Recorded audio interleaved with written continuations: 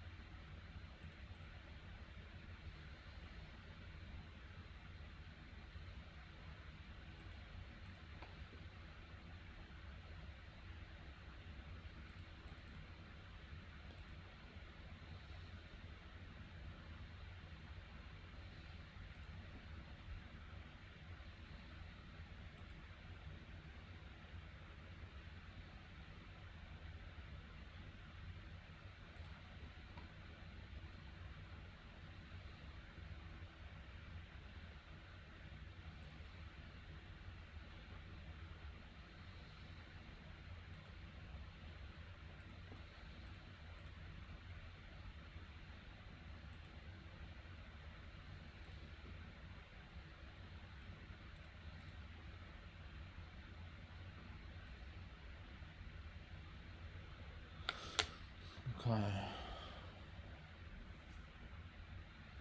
Well, let's take a look at these games.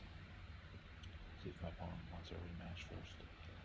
My opponent's not requesting a rematch. We're gonna review this game, but I also want to take a look at the other games to remind myself of what happened, to remind you, the viewer, of what happened in those games, and see if maybe there's some review to be done on those as well, though I usually don't review my losses.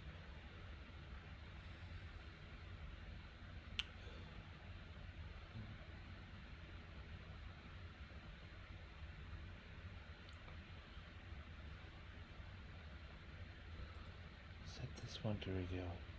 I pretty much was defeated very soundly. Set this one to review.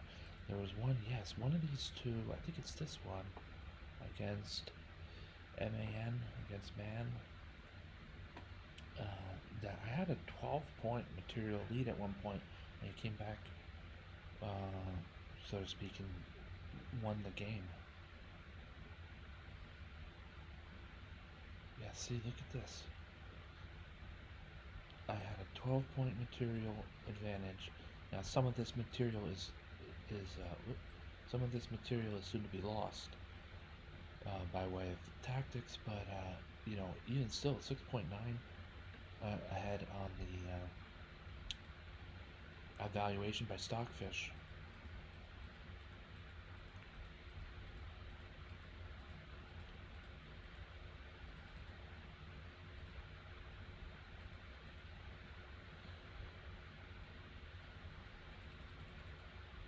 It just sort of slipped away. I think one of the moves. So I'm trying to simplify here. Let's check G6. G6 all that. Right, so G6 just gives up the knight. That was silly.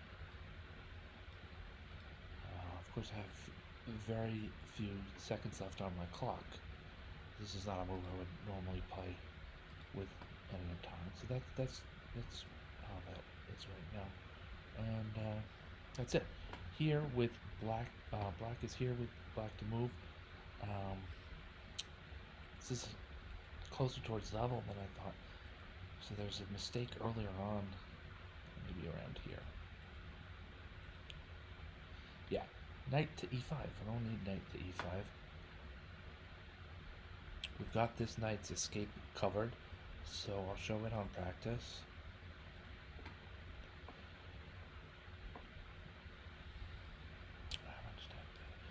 So I had under 20 seconds, which is, for me, that means hut 2, So the move here is probably queen b7, waiting confirmation, and queen b7 is best. The knight is lost on f7, but so is white's knight lost on a8. And not only that, but black will pick up the pawn on f7, and this is pretty much a material win. I'm going to keep the bishop where he is and choose to capture. No.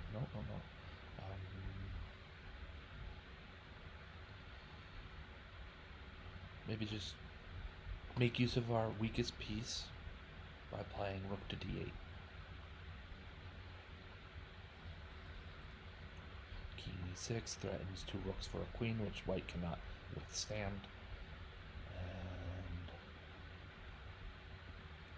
so just roll from here. I think even bishop takes e4 turns the dagger counterclockwise.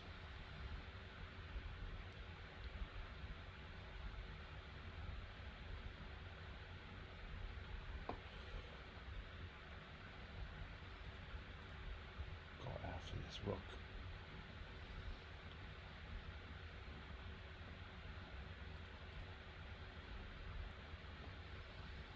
Now sometimes you want to retreat back behind near your pieces.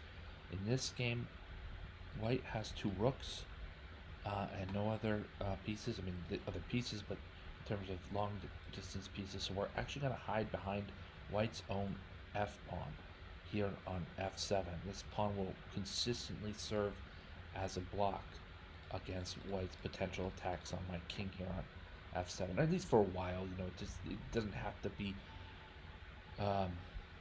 It doesn't mean that those attacks are going to come, but in a blitz game, keep your king safe. You have less to worry about.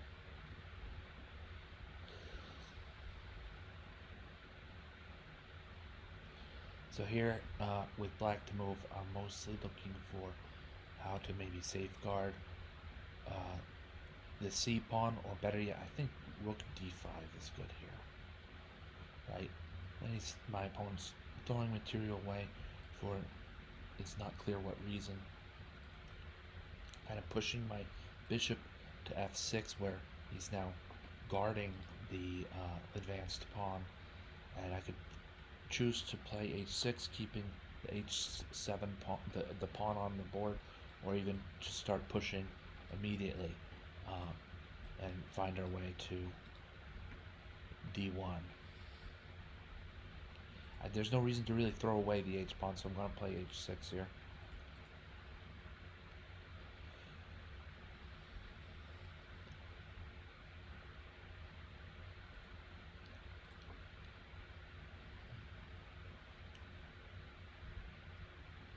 Right, we see that this pawn on f4 is really is like I said, shielding things from our own king. And these two pawns on the d and c files are pretty much rolling.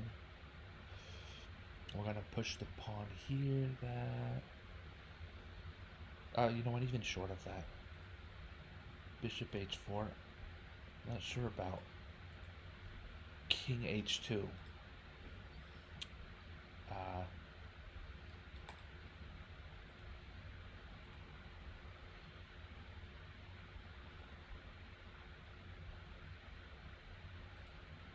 Interesting. What did he do? King to h2.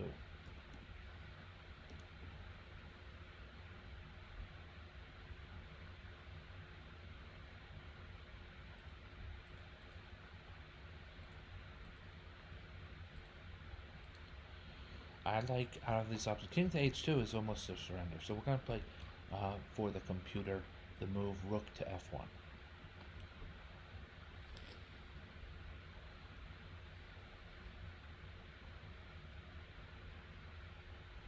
I think pawn to c2 here for black is most principled, because after bishop to c2 we're threatening the rook, we're threatening this pawn, and white is about to lose some major material, which could make, under time pressure, checkmate more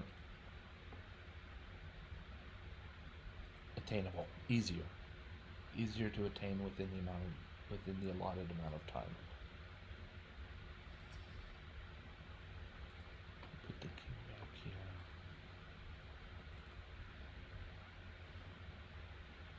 Before I capture this rook, I'm just scanning for like stalemate traps here, that the king will, under any circumstance, have g2 and g3 available, and probably another maybe h3 available as well. So I'm going to capture with the king on f8 and then pursue towards checkmate aggressively here with my queens. This will be checkmate. So I definitely had board on that one. Yeah, I sure did. I had board and then some. 12 points of material. That's to take nothing. Look, to take nothing away from my opponent, to come back from, maybe this point, or even this point, and go on and win. That's some serious play there. Some serious play. All right, we were also going to look at some of these other games. This is the game I want to highlight. Go back to that. This game. I think this game I got beat and real bad. So I don't want to go over that game quite yet. This is the extension of the game against Manger.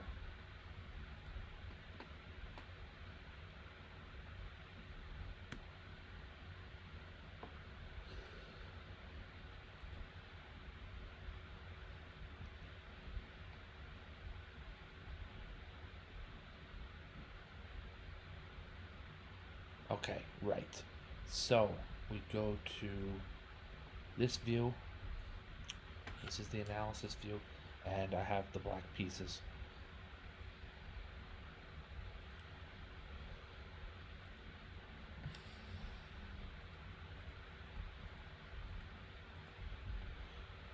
Book moves and bishop d3. I played queen d7 because upon swapping of bishops on f5,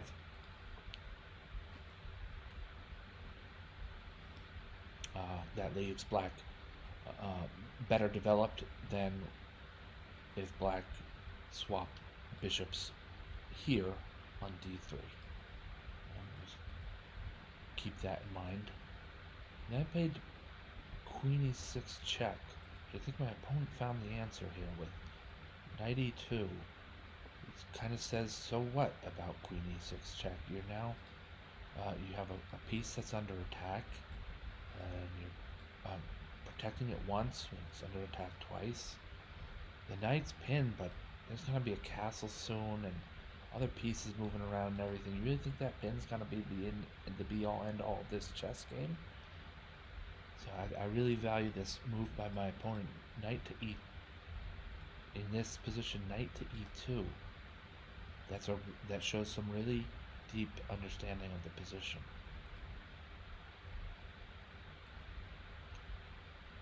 Bishop takes d3, queen takes d3, and yeah, just again back to knight e2 versus queen e6. Isn't the black queen kind of in the way of things here? So I said, yeah, trade queens. This pawn on e4 in the long term is not going to prove a weakness. This is not a weakness. It is a doubled pawn, but these pawns can occupy the light squares on the f and e files in this way that's really protecting them from rooks and even knights to some extent. Bishops even more so because of the color squares involved.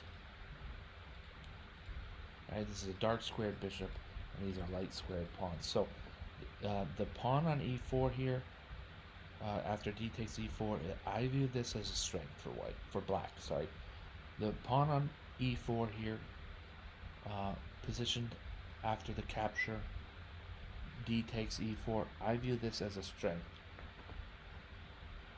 for black, not a weakness. I heard you heard my teeth whistle go. What happens about? I don't know. I think that's happened before. Some castles.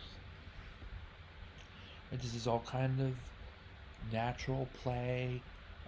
Different sides taking aim towards the center in one way or another. You know, different ways of occupying the center, more or less just by different squares and pieces. And white's king is safer than black's, that's for sure. Also, black has one more piece to develop to catch up to white's 3 developed pieces.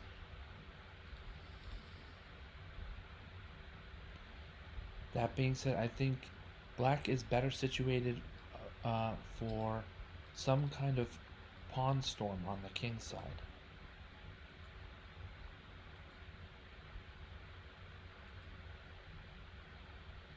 Here, through these few moves here, I want to push white's bishop back so that he becomes isolated. At h2 was the natural way for that to happen.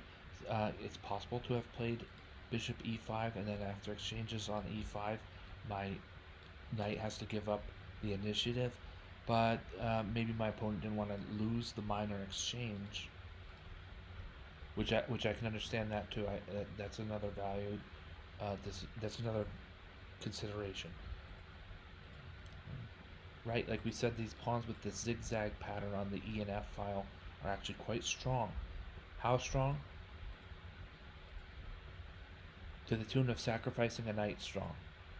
Right, so centralizing his last piece, making use of his last, of making use of his weakest piece, and pretty much I'm making use of my weakest piece with bishop d6, and then now it's down to business. My opponent plays knight takes e4. which tagged as a mistake, but yeah, okay, thank you. That's for a computer. In terms of playing as a human, I think the alternative was knight back to e2, something like that. The computer says knight g to f1, and like how backed up on white's own end can my opponent be in such a situation? So, practically speaking, pragmatically speaking, knight takes e4 is better. It's a sacrifice. My opponent says I need a diagonal for my bishop. I need a file for my rook. These pawns of yours have to be scrambled in some kind of way. And the knight says, I'll do it. So knight takes e4. Of course, I'm taking back with the pawn. I think taking back with the knight was possible too. Might have accelerated some exchanges. So I think that's understood as well. Knight takes e4, and then it's either another exchange or the white knight has to move to a square a little bit out of the way here. But yeah, whatever. I'm okay with f takes e4 and have the f file open for attacks against black's king.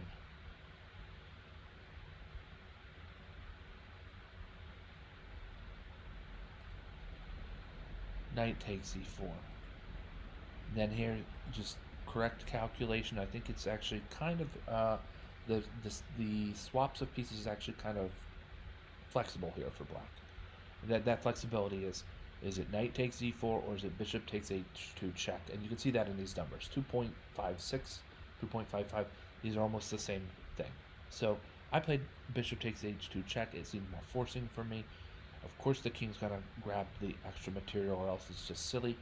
And then exchange on e4 reduces the amount of material on the board, even with just 1 point of material advantage, to reduce the amount of material on the board will help black. All right, so we're gonna reduce the amount of material, and then maybe worry about the e6 pawn who's alone and undefended. We'll worry about that now. So I felt at the time e5 was dynamic. No captures because of rook takes d1. No capture because of knight takes e5.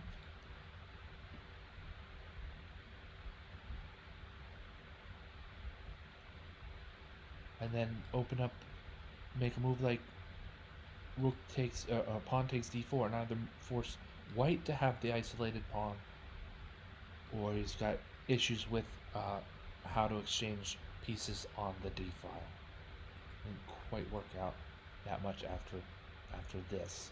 And I got to this point, so the next thing to do is to capture and threaten an exchange of pieces. We got our exchange of pieces, and things move along. My opponent played, so the pieces exchanged.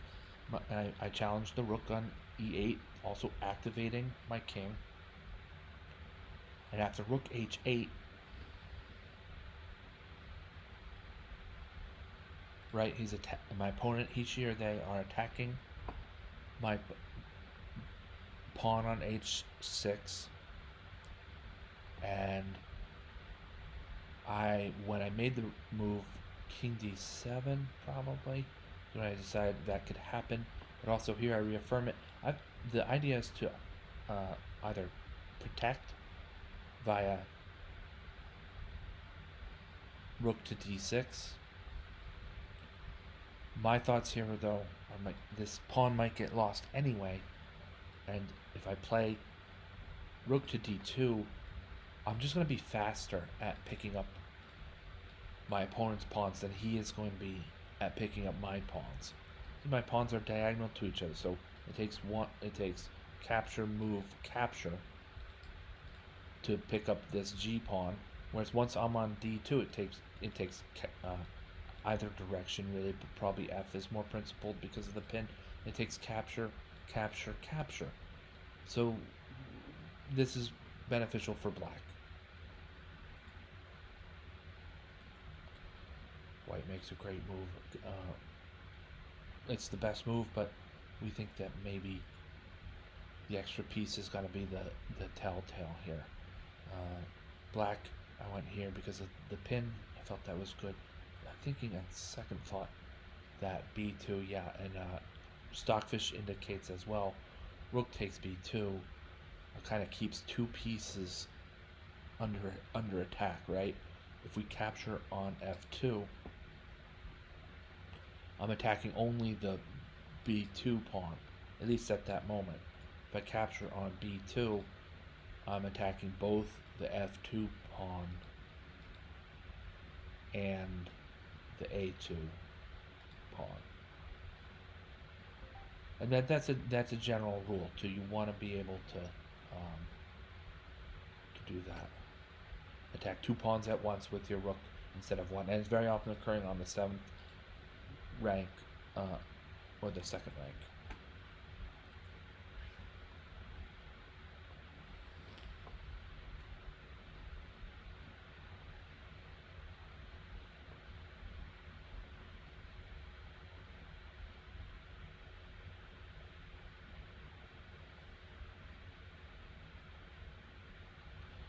Yeah, I spent some time here, I believe, pretty much looking for forks or forced wins of material. I couldn't find any.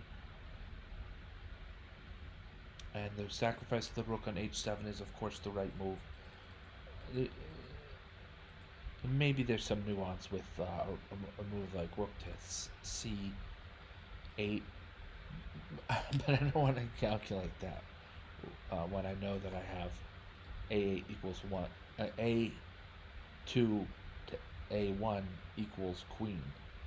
All right, so that's the other idea would be here with here with oh no, the better move. Okay. A1 equals queen check. Yeah, no, I hadn't counted on this. Protecting the rook on h8 via the newborn queen's or the newly promoted queen's diagonal. So that's definitely a better move. I think this one gets it done soon enough.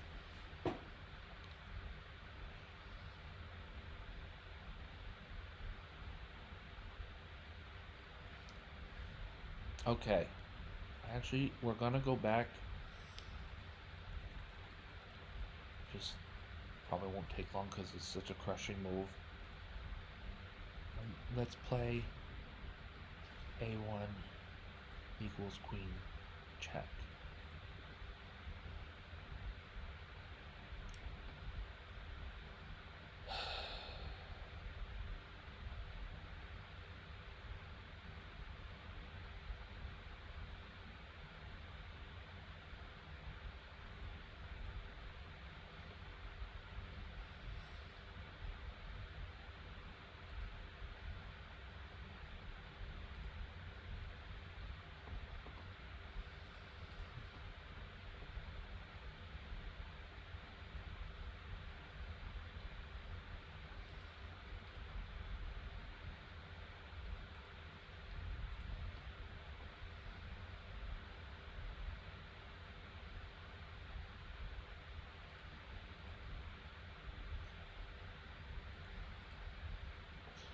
Okay. So under time pressure in this position, we would capture this rook. Close off the king to close off white's king to the queen side and push this pawn all the way down to Bahabatown. I was trying. What made me think of that? But so we're gonna push that pawn all the way down there. And I might do this in here too. There may be a more elegant way.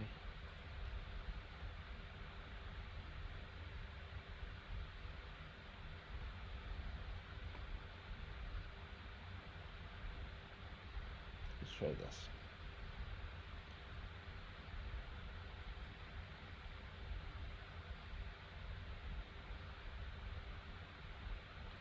Just making sure that my opponent's king has squares once I enforce this kind of maneuver. So that's a quick way. I also want to go back and try it the original way.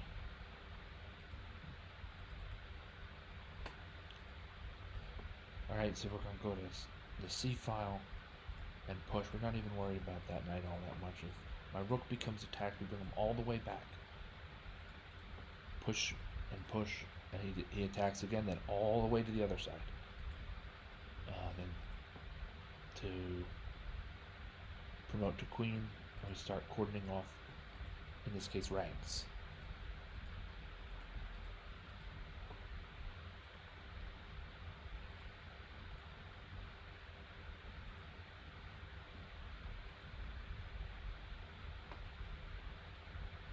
All right.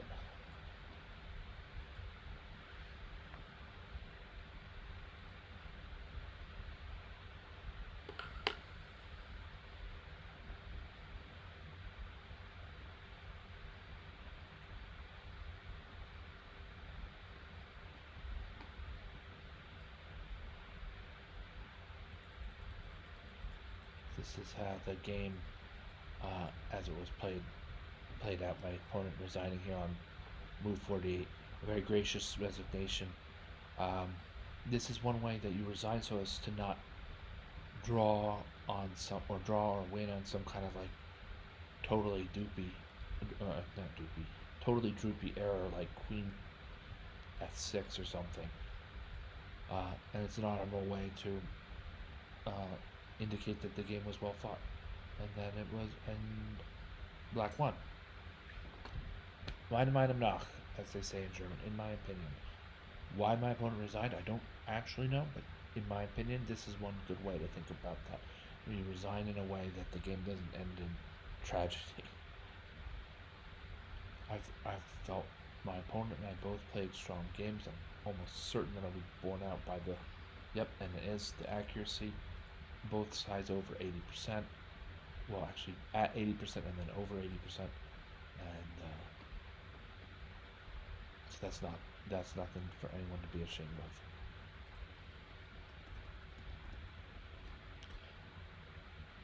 Alright. That's all. Thank you for watching. Thank you, Gravitrons, for watching. I'm More Gravity. Have a great night.